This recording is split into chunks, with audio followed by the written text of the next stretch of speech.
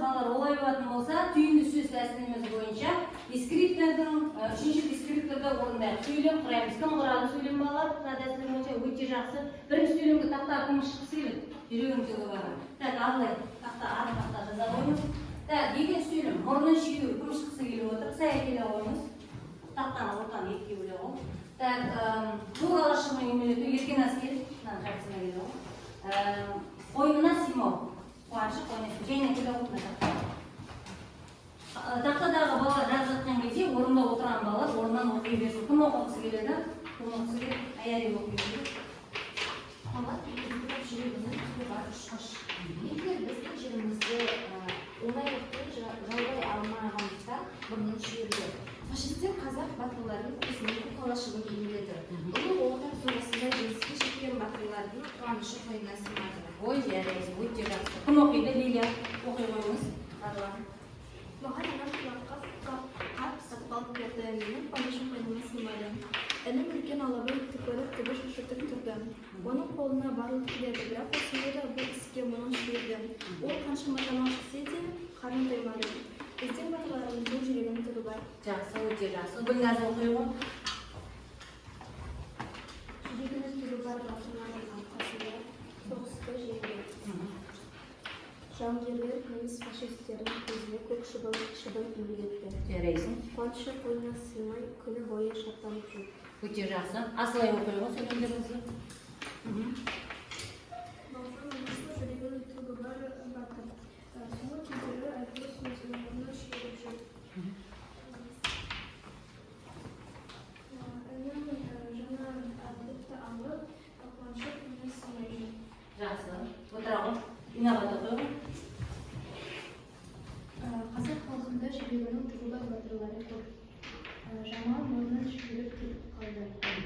Көзіңе көк шыбын үймелетермін әлі деп Айша ашуланып кетті. Сайыста бас жүлдені ұтып алған Айдардың қуанышы қойнына сыймады. Жақсы. Мұстафа оқи. Жүрегінің түгі бар батырлар соғыста ерлік көрсеткен бізді қорғап өз өмірін өткізді. Өте жақсы, жарайсыз. Сөйлеміңізді оқи қойыңыз, Жайна.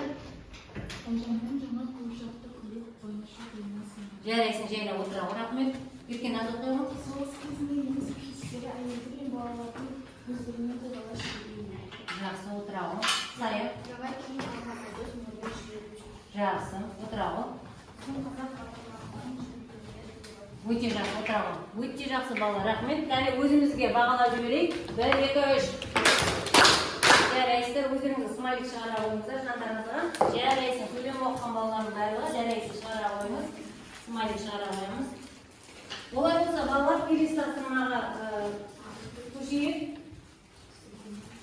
Келесі жұмыс бізде тұжырым картасы деп аталады, балалар.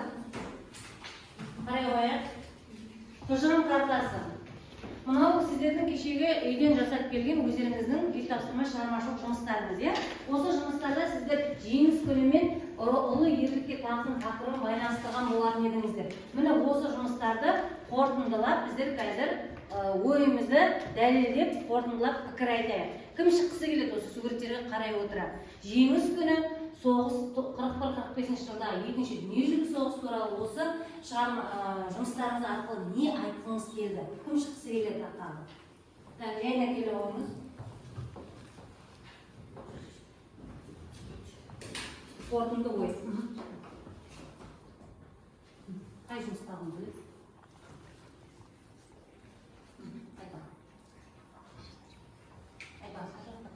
Менің ойымша, дүниежүзілік екінші соғыстан кейін адамдар өз отбасын жоғалтты. Және де олардың тағдырлары бұзылды. Мына суреттен нені байқап тұрсың? Бұл жерде жеңіс күнін тойлап жатыр. Жеңіс күнін тойлап жатыр. Мына суреттен не байқап қалдың? Мынау ненің белгісі? Бұл не? Мәңгілік от. Жақсы, өте жақсы, отыра ғой. Тағы келесі жұмысқа кім шыққысы келеді? Инабат келе ғой. Қай жұмысты алғың келеді? Мінекей, мына бойынша жұмыс жасаймыз.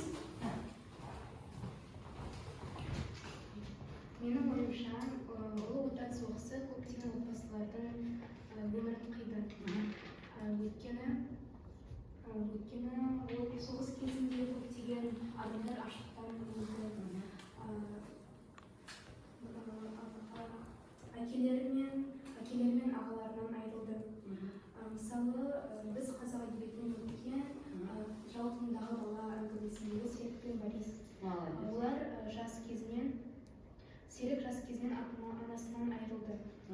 ал әкесі майданға кетіп қалды.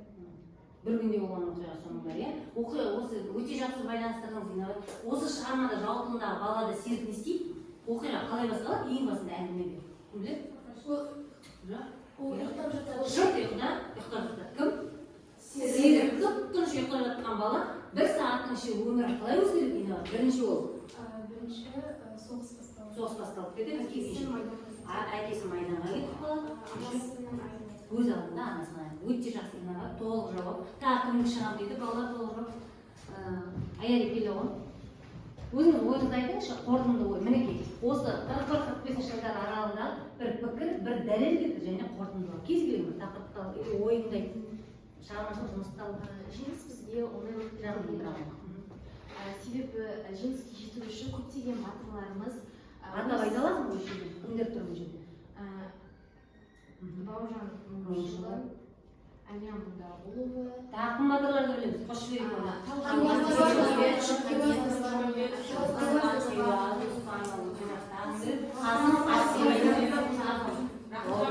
Рахымжан Қошқарбай өте жақсы ресми олар қан майданға барып, өз өмірлерін біз үшін қиды. Және де оларға біз сол үшін алғыс айтуымыз керекпіз. Олар өздерінің жастық шақтарынан айырылды. Мысалға, Баубек Оқышев өз жастық шағынан айырылды. Ол оқығысы келді. Бірақ та соғыс басталып кетіп, ол өз арманына жете алмады. Себебі ол өз елін қорғау керек еді.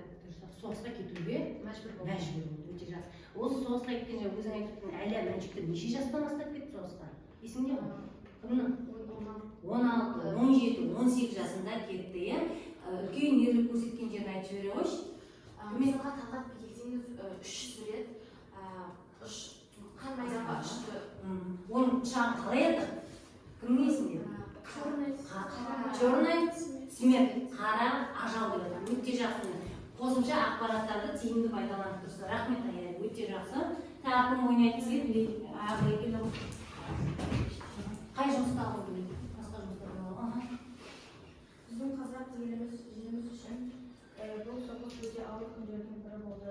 Өйткені көптеген жас балалар өздерінің армандарына жете алмады армандарына. бірақ өздерінің елдерін қорғауға тырысты. Мысалы, Әлия Мәншүк деген батырларымыз жас кездерінен бастап соғысқа қарай аттануға қорқады.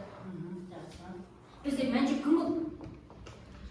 Мәншүк кім болды бізде? Соғысқа қандай пулеметші болды? Әлия Молдағұлова болды? Снайпер болды? Кім ұшқыш болды? Хиуаз Доспанова және тағы кім?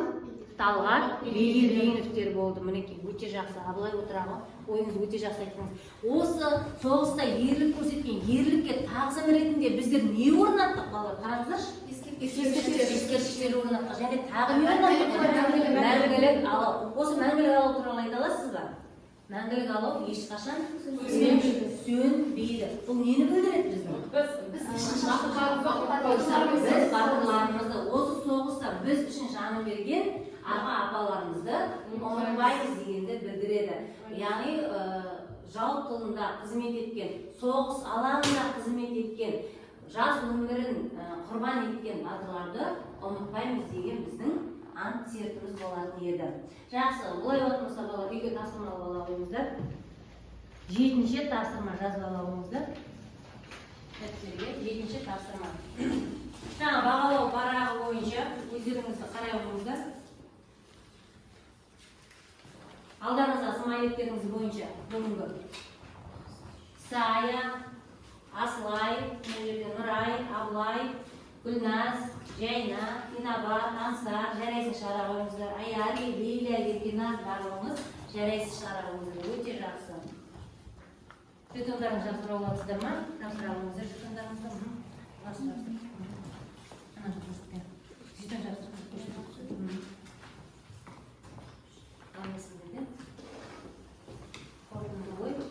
Ең соңғы мынандай сөзбен қорытындылағым келіп тұр, сабақты балалар. Қарай қойыңыздаршы. Кім оқығысы келеді? Елге қауіп төнбесін, егестен адам өлмесін, есен аман болайық, енді соғыс болмасын. Аспанымызда бейбітшілік болсын, деніміз сау болсын, тәуелсіздігіміздің тұғыры биік болсын деп сабағымызды аяқтаймыз. Рахмет.